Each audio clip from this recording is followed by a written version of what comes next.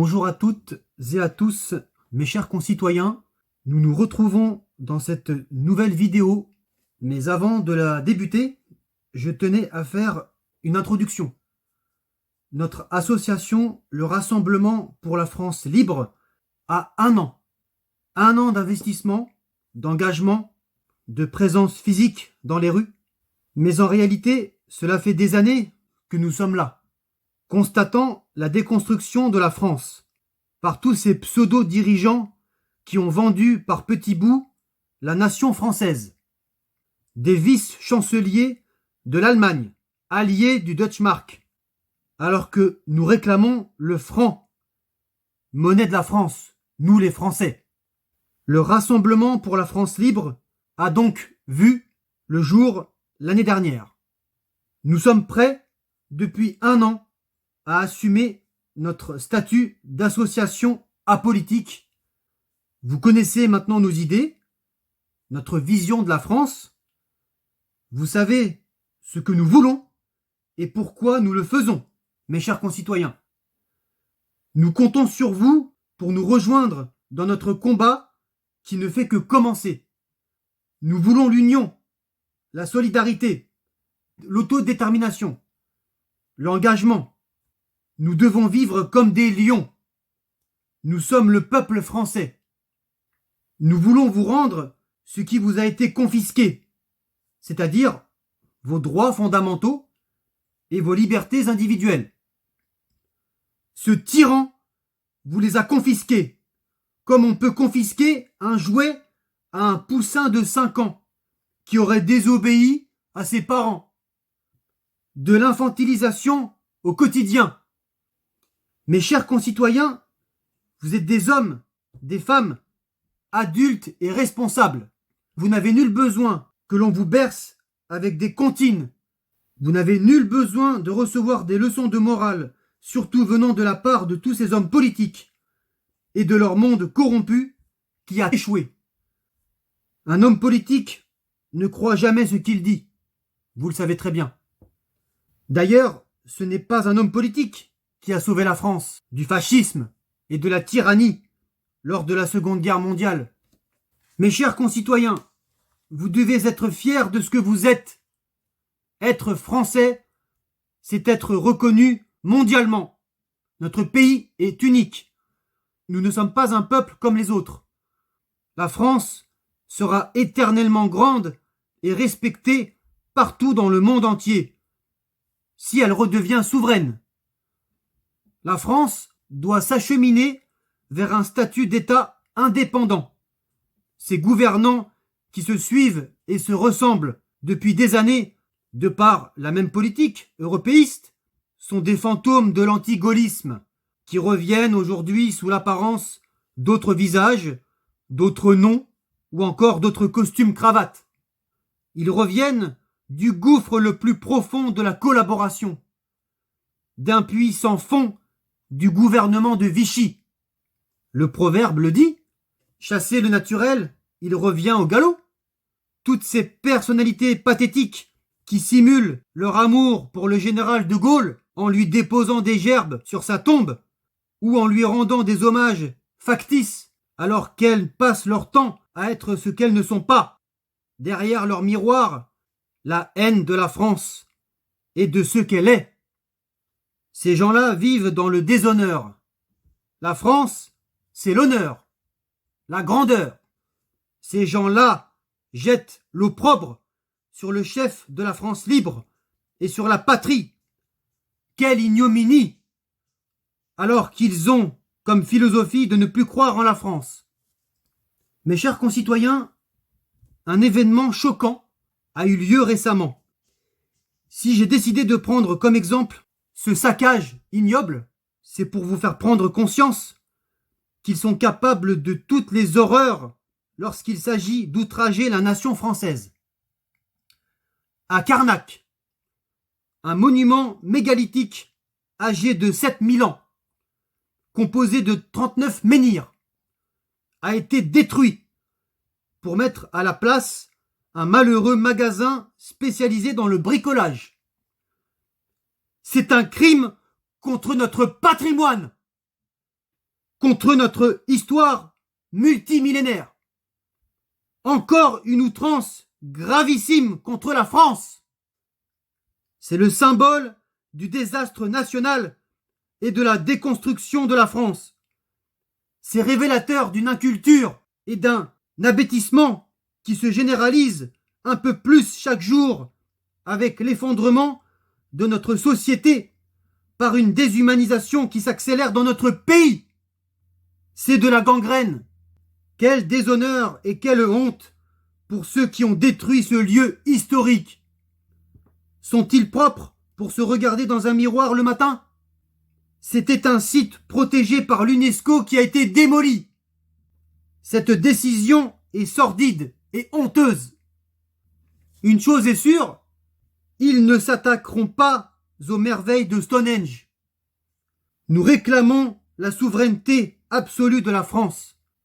Tous ces gouvernements, ou devrais-je dire, toutes ces marionnettes politiques qui sont gouvernées par d'autres entités ont capitulé. Comment voulez-vous diriger un pays en étant soi-même subordonné? Les États-Unis doivent diriger les États-Unis. L'Allemagne doit gouverner l'Allemagne. Et la France, quant à elle, doit prospérer. Elle n'a pas à être dominée par qui que ce soit. Bientôt, nous allons recevoir des ordres du sultan de Zanzibar pendant qu'on y est. Au nom de la France, nous devons utiliser tous les moyens et toutes les armes que nous avons à notre disposition pour barrer la route à ces criminels de la nation française, afin de les réduire en miettes. Nous devons agir aujourd'hui et non demain, mes chers concitoyens. La France doit s'extraire de ce régime monstrueux, destructeur des États, le régime de Bruxelles, où est présente l'hégémonie d'une mondialisation infâme.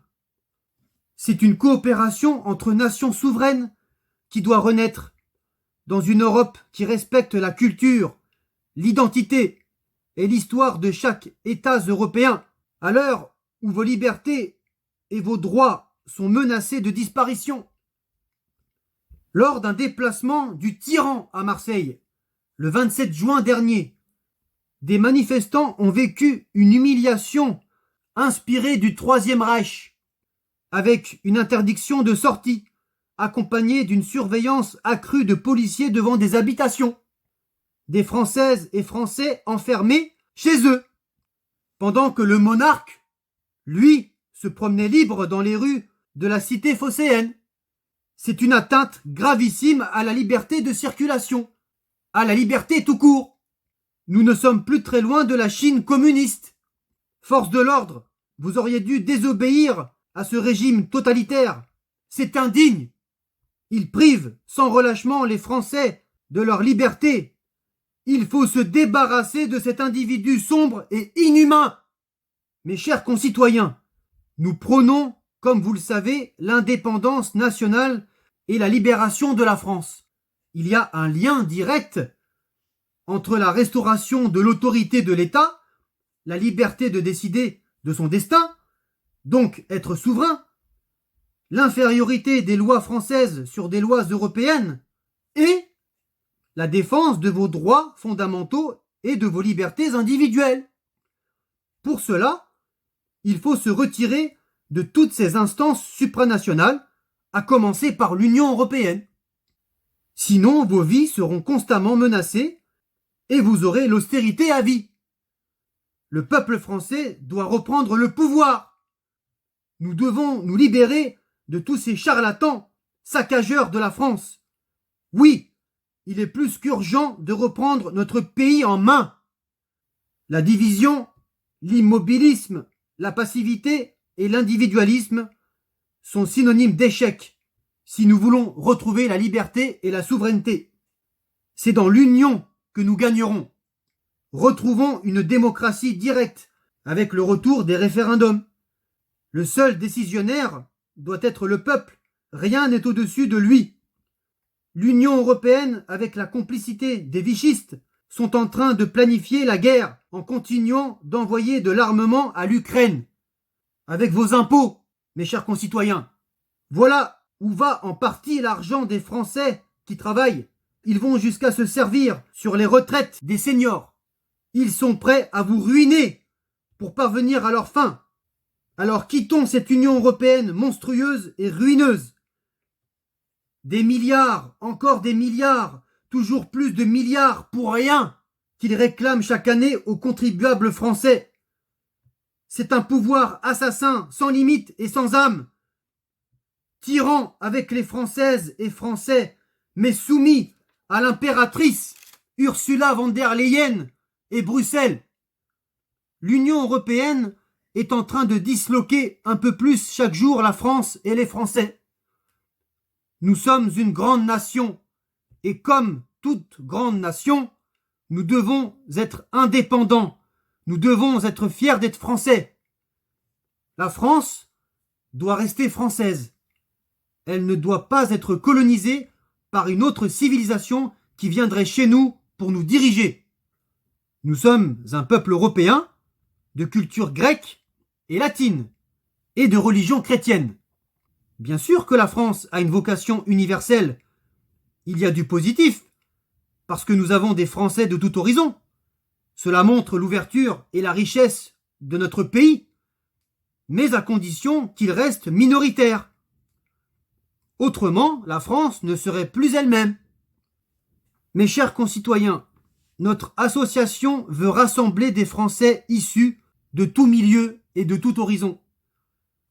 L'important, ce n'est pas d'être de gauche, de droite, c'est d'être de France et pour la France. Même les écologistes veulent s'inscrire dans la politique. Misérables! La faune et la flore ne veulent pas faire de la politique. Que veulent-elles? Bien être préservées et vivre en harmonie, au calme. La France, c'est pareil. Elle veut la paix. Nous voulons la survie de la patrie et la prospérité du peuple. Dans quel pays voulez-vous vivre? Quel modèle de société voulez-vous? Voulez-vous vivre dans un autre État avec une autre civilisation que notre État et notre civilisation? Sur la question de la souveraineté et de l'indépendance nationale de la France, nous serons toujours intransigeants. Il n'y aura jamais de compromis.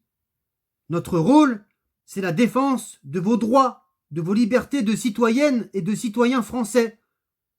L'Union européenne et la Commission de Bruxelles ont élaboré récemment l'installation de l'euro au format numérique. Leur nouveau délire est entré en pourparlers. Soit dit en passant, quittons cette monnaie malfaisante qui n'est pas la nôtre. Ces dirigeants tyranniques veulent instaurer une surveillance et un contrôle total sur vos vies. Leur plan consiste à supprimer l'argent liquide, donc à mettre fin aux distributeurs de billets. C'est un petit pas pour l'homme, mais un grand pas pour l'humanité, même si cette affirmation de 1969 reste à vérifier.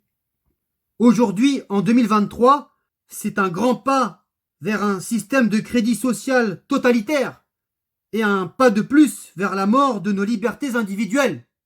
Il va falloir résister pour que leur plan échoue, jusqu'à ce que cette oligarchie machiavélique s'effondre. Ces gouvernants véreux veulent universaliser vos dividendes sociaux et monétaires. Ils veulent tuer notre pays jusqu'au dernier morceau du drapeau français. Refusons cette société du contrôle permanent, car leur objectif est de vous retirer votre identité humaine pour vous mettre à la place, comme vous l'avez compris, une identité numérique avec un code barre sur votre front.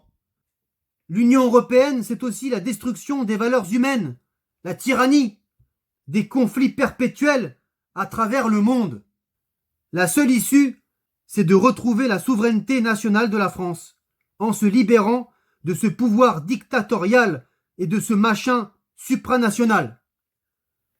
Maintenant, je vais revenir sur le drame qui a eu lieu récemment à Nanterre concernant l'adolescent Naël, tué par un policier lors d'un contrôle routier le 27 juin dernier.